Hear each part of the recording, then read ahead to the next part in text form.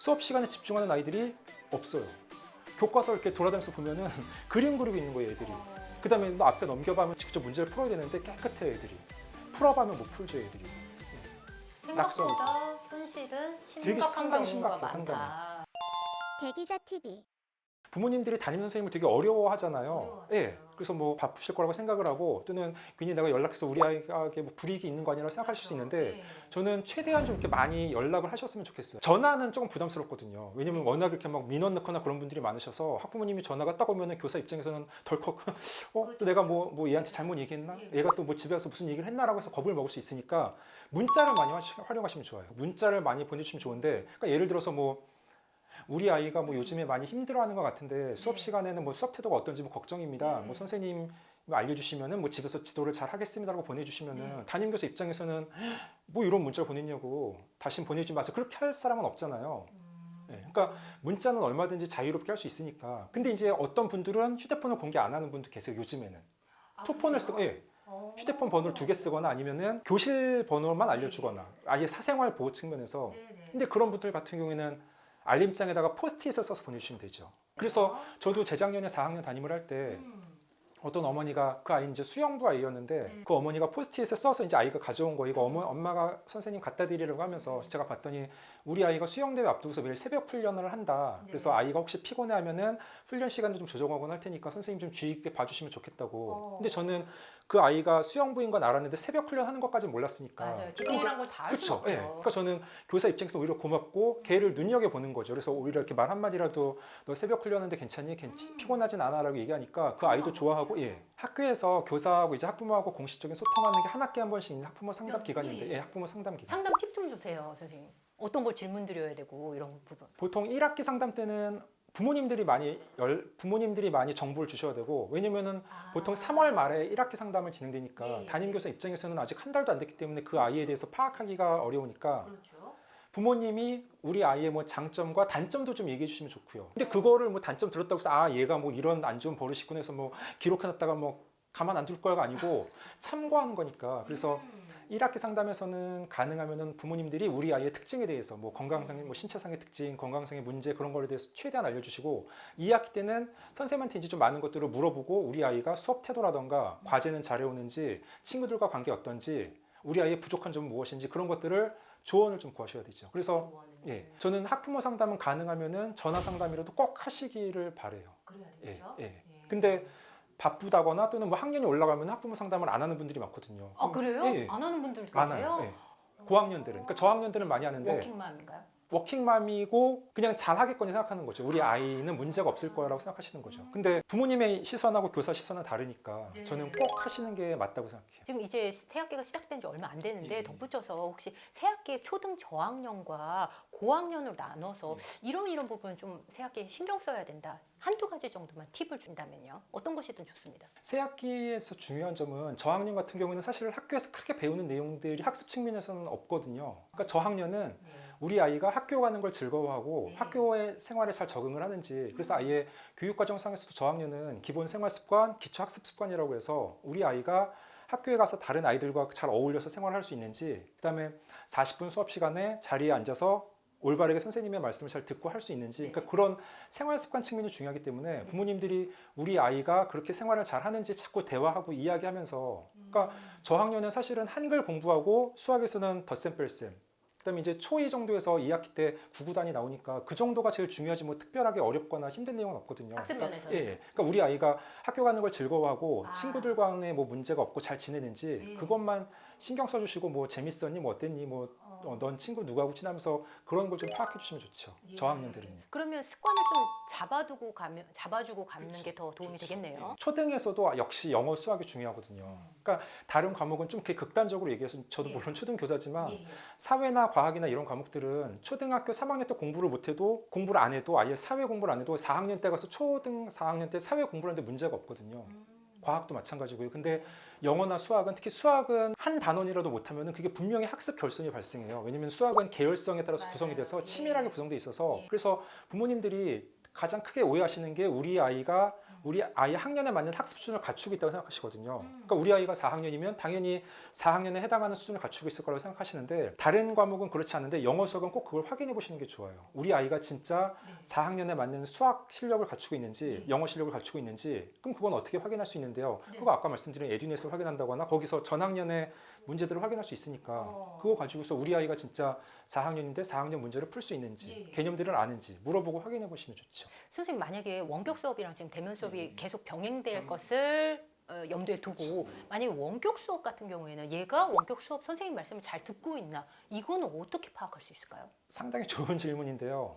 그러니까 저는 저희 아이한테도 실제로 적용했던 방법인데 부모님들이 우리 아이가 원격 수업이든 등교 수업이든 이 아이가 수업에 집중하면서 잘 듣는지 확인하는 방법이 저는 교과서를 확인하는 방법이라고 생각을 하거든요. 교과서요? 실제로 제 아이한테 그렇게 했었고요. 그러니까 그게 무슨 말이냐? 예전에 부모님들이나 제가 국민학교 다닐 때는 학교에 사물함이라는 게 없어서 그냥 무조건 다 책가방에 뭐 교과서 막 공책 다 메고 다니서 학습 준비물도 갖고 다니고 근데 요즘에는 아마 대부분 학교가 다 사물함이 있어서 교과서를 들고 다니는 애들은 거의 없어요. 이 영상 보시는 부모님들이 우리 아이한테 교과서 너 가지고 다니냐 하면은 100명 중에 한 3, 4명이요.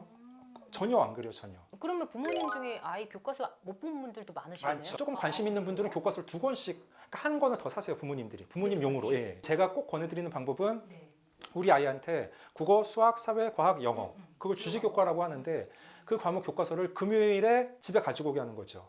근데 요즘 교과서는 예전에 저희 할 때 교과서 막 이만큼 두꺼웠는데 요즘에는 교과서가 얇아요. 한 150쪽, 100쪽 그거밖에 안 돼요. 예.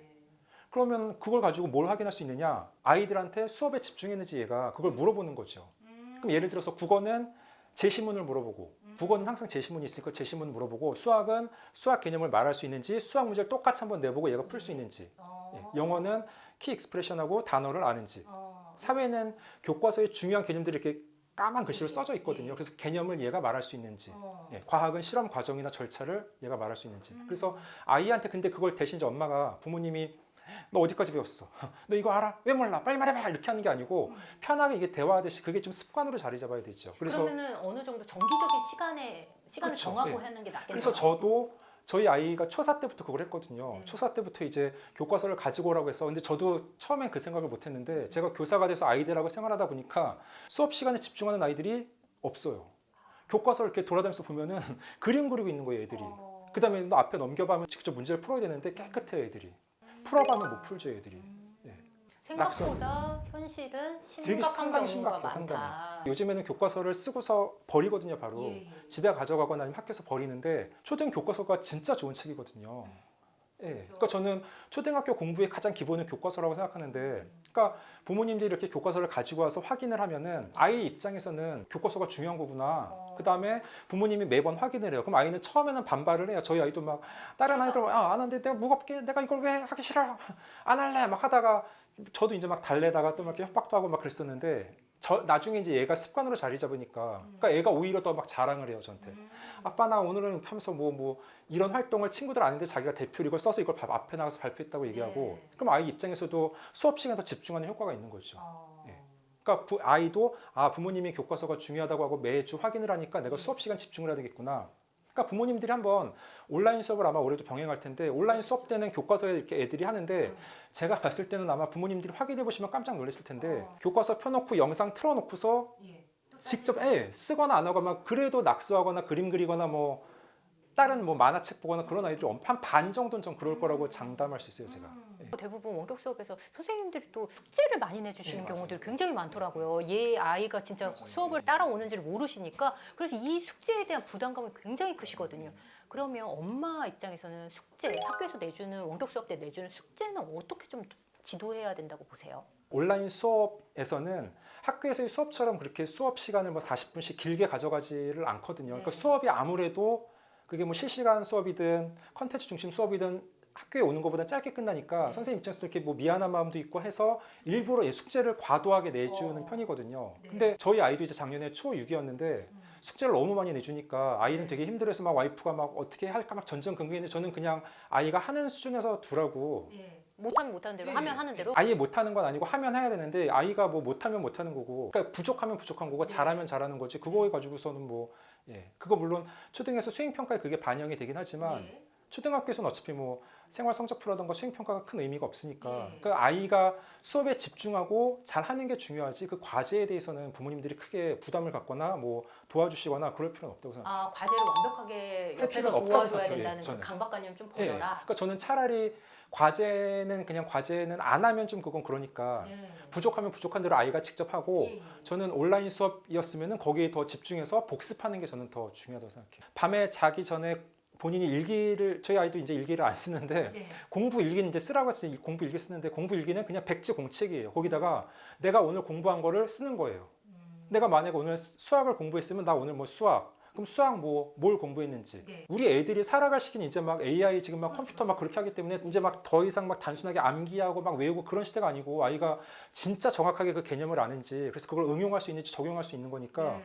아이들한테 저는 이거는 한 초3부터는 충분히 할 수 있다고 생각하거든요. 공부 읽기는. 그래서 당연히 어렵지만 아이들이 또 이것도 반발을 하겠지만 도움이 된다고 얘기해주고 자꾸 이렇게 부모님이 관심 가져주시고 하면은 그게 습관이 돼서 나중에 아이가 뭐 중학교, 고등학교 가면은 그건 완전 장기 기억으로 남는 거니까. 예, 맞아요. 초등학교 때의 습관이 계속 가잖아요. 중학교까지 가죠. 학습 폭력 때문에 고민하는 많은 학생과 학부모들한테 오늘 못다한 얘기를 포함해서 어떤 조언이라도 팁으로 더 들려주시면 좋을 것 같습니다. 학부모 상담을 하다 보면 어떤 분들은 그러니까 한두 분 정도는 에이 뭐 초등학교 때 우리 아이는 공부 못해도 돼요. 예, 우리 아이는 건강하고 밝게 자라기만 돼요. 그런 분들이 한두 분 정도는 꼭 계세요. 그래서 우리 아이는 뭐 공부에 전 신경 안 써요라고 얘기하는 분이 계세요.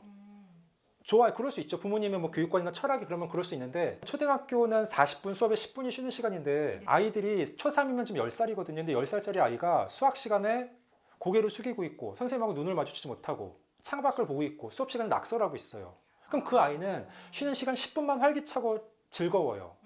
그러니까 밝게 자라기가 쉽지 않아요. 근데 그리고 초3이면 10살인데 10살짜리 아이들이 서로 다 알아요. 누가 공부를 잘하고 못하는지를. 초등학교 때는 그래도 담임 선생님의 영향이 좀 세서 그러니까 얘들은 40분 내내 그냥 지옥인 거죠. 머릿속으로는 딴 생각하고 멍 때리고 있고 어디 보니 얘야 하면은 애가 막 하면서 그런 애들이 많거든요. 그게 우리 아이일 수 있잖아요. 그러니까 부모님들이 그냥 학교에 맡기고 학원에 맡기고 그게 끝이 아니고 우리 아이가 어떤 상태인지 그걸 관심을 갖고서 조금 파악하셨으면 좋겠고 그게 대입만을 위한 그렇죠. 시간이라. 예. 네, 오늘 이상학 선생님의 말씀이 초등 자녀를 둔 학부모에게 많은 정보가 됐을 것 같습니다. 오늘 장시간 귀한 말씀 감사합니다. 감사합니다.